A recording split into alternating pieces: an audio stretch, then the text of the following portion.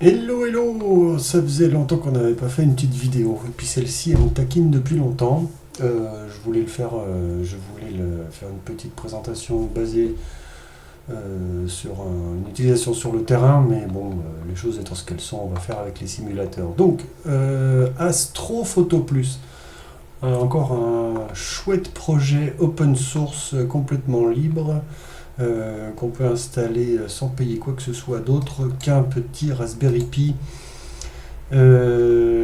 C'est un sujet qui me travaille beaucoup en ce moment parce que je trouve que le fait d'utiliser les petites boîtes, la Raspberry Pi, avec un client graphique complet comme Castars, Ecos, bon, bah, il y a des problèmes de stabilité, hein, faut le reconnaître, de temps en temps ça crache. Et puis les temps de réponse et l'utilisation avec des tablettes, smartphones, c'est pas super agile. Donc, j'en surveille deux. Donc, celui-ci, Astrophoto Plus, et un autre qui s'appelle Mobindi. Si je peux, je ferai aussi une petite vidéo dessus. Là, on va faire une présentation rapide, un tour du propriétaire. Je mettrai ce lien dans la description de la vidéo. C'est évidemment en anglais. Ce projet-là, il a le mérite d'être relativement vivant, puisque la dernière version date du 18 mai. L'inconvénient de l'avantage, c'est qu'on dépend de la bonne volonté du développeur qui fait ça sur son temps libre. Là, il a quand même abouti. Je l'ai essayé assez longuement. Il a quand même abouti à une version qui est tout à fait opérationnelle. Il y a vraiment plein de choses qui sont intégrées à l'intérieur et qui sont tout à fait utilisables. Manque le temps, l'argent, la météo pour le faire pour de vrai. Allons-y. Donc, allons-y d'abord sur les features. Les features. Donc, que trouve-t-on dedans une fois qu'on a installé? Donc, c'est un logiciel, une suite logicielle qu'on installe sur une carte SD, sur un Raspberry Pi. Pas que sur un Raspberry Pi, on peut l'utiliser sur d'autres plateformes, n'est-ce pas? Mais là, moi, ce qui m'intéresse, c'est dans le cas d'une utilisation avec un Raspberry Pi. Et ce Raspberry Pi, on pilote sa session astrophoto par une page web, donc sur le smartphone. Comme vous voyez ici, tout ça, ce sont des pages web qui permettent, ici, là, vous le voyez, d'accéder aux drivers Indy qui sont en cours d'exécution. Je vous montrerai ça tout à l'heure. Ça, c'est donc pour les familiers avec Indy, c'est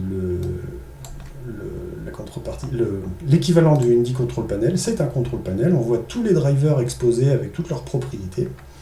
Et il y a un tas de fonctionnalités qui permettent entre autres de faire des prises de vue, là sur la partie gauche.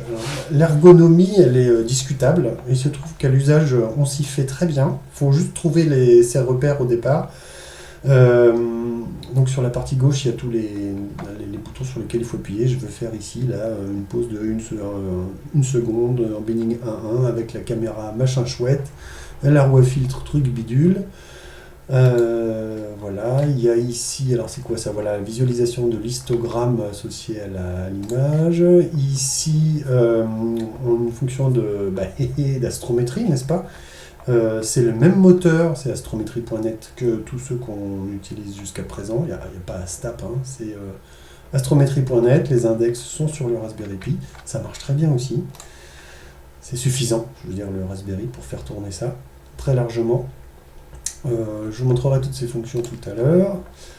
Voilà. Le plate solving et un ensemble de menus là, qui permettent de faire des séquences. Alors j'ai trouvé l'approche proposée par Astrophoto Plus très intéressante. Les séquences ne sont pas décrites comme sur Ecos ou Castars, avec tu prends 10 shoots de light avec le filtre rouge, 10 shoots de 30 secondes avec le gain un truc et puis l'offset bidule. Non, une séquence c'est positionne-moi l'offset à 100, mets-moi le gain à 150, mets la roue à filtre sur le filtre H-alpha, prends 12 clichés, mets la roue à filtre sur la luminance, prends 12 clichés, mets la roue à filtre sur la rouge, prends 12 clichés, et ensuite prends 30 clichés de dark avec la même exposition. Voilà. Donc les séquences sont décrites un peu différemment. J'y trouve d'autres avantages que je développerai pas forcément là tout de suite maintenant, mais que j'aimerais bien approfondir quand même un jour. Voilà donc comment sont fonctionnées les séquences. C'est aussi à prendre en main, c'est pas évident du premier abord, mais je trouve qu'au final, c'est assez souple et pratique. Voilà. Donc je ne vais pas m'étendre plus, je vais essayer de vous montrer tout ça pour de vrai avec les simulateurs tout à l'heure. Comment est-ce que ça s'installe ce bazar? Alors, je voudrais rester sur l'approche quick and pas forcément dirty. Comment on dit l'approche noob? Voilà. Installation. Alors, où est-ce qu'il faut suivre? Attendez, news. Voilà, il suffit d'aller dans les nouveautés. On va sur le GitHub Release Page. On va sur la dernière qui est donc sortie le 23 juin dernier. Donc c'est un projet qui est quand même relativement actif et il suffit de télécharger cette image pour Raspberry Pi. Il y a d'autres paquets à installer là, sur les distributions plus classiques type Debian. Je ne crois pas l'avoir essayé pour ma part. Donc on télécharge le machin. On ouvre cet outil que vous connaissez pour flasher les cartes SD, flash from file, voilà, moi il doit être là-dedans, et on va démarrer le processus. Où est-elle mon image? Ouais, j'ai mis tout la dézipper. J'ai déjà fait, hein, mais c'est juste pour vous montrer les manips, les gens qui sont pas à l'aise avec ça. Ah, si je n'ai pas inséré ma carte SD, je le fais de ce pas. Schlouk. Select target. La voilà, 64 Go. Hop, et on flash.